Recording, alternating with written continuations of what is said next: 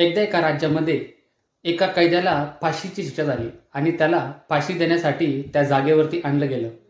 फाशी देताना ज्यावेळेस त्याच्या मानेमध्ये ती दोरी टाकली आणि त्या जल्लादाने तो खटका ओढला, त्यावेळेस ती दोरी अचानक तुटली आणि तो व्यक्ती खाली पडला आणि तो वाचला. या ठिकाणी एक नियम होता की एखादा व्यक्ती जर दोरी तुटल्यामुळे किंवा इतर घटनेमुळे जर व्यक्ती वाचला तर त्याची शिक्षा ही माफ केली जायची.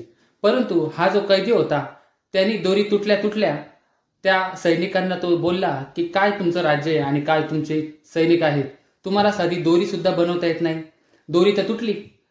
अशा वेळेस त्या सैनिकांचा इगो हर्ट झाला आणि त्यांनी पुन्हा एकदा दोरी बनवली, एक पक्की दोरी बनवली आणि पुन्हा त्या कैद्याला शिक्षा दिली.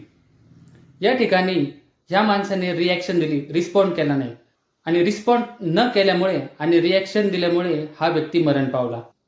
रिॲक्शन ही कुठलाही विचार न करता 0 सेकंदामध्ये दिलेली प्रतिक्रिया असते किंवा उत्तर असतं, ज्यामध्ये समोरच्या व्यक्तीच्या भावना देखील दुखू शकतात आणि त्याच्या मनात आपले शब्द हे कायमचे राहून जातात.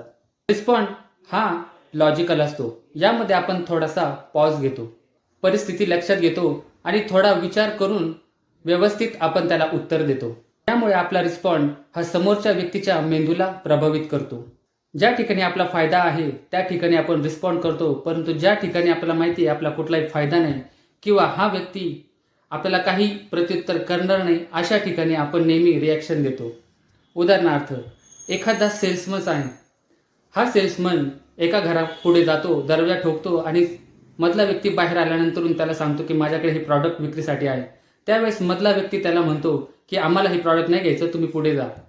हा दुसऱ्या ठिकाणी जातो, तिथेही असंच होतं आणि तिसऱ्या ठिकाणी सुद्धा असंच होतं. मला एक सांगा, हा व्यक्ती जर पुढील 10 घरांमध्ये जर याला असंच प्रत्युत्तर मिळालं, 11व्या ठिकाणी हा रिॲक्शन देईल का? नाही देणार. का? तर या ठिकाणी याचा फायदा आहे. परंतु हाच सेल्समन ज्यावेळेस घरी जाईल आणि बेल वाजवल्यानंतर घरातल्या मुलाने जर फक्त 2 सेकंद दरवाजा उघडण्यासाठी उशीर केला तरी हा त्या मुलावरती रिॲक्शन देईल, कारण त्याला माहिती हा मुलगा मला कायच करून घेणार आहे.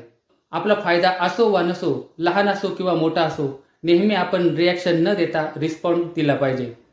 नाहीतर आपल्या सवयीमुळे त्या कैद्यासारखी आपल्याला सुद्धा फाशी होऊ शकते.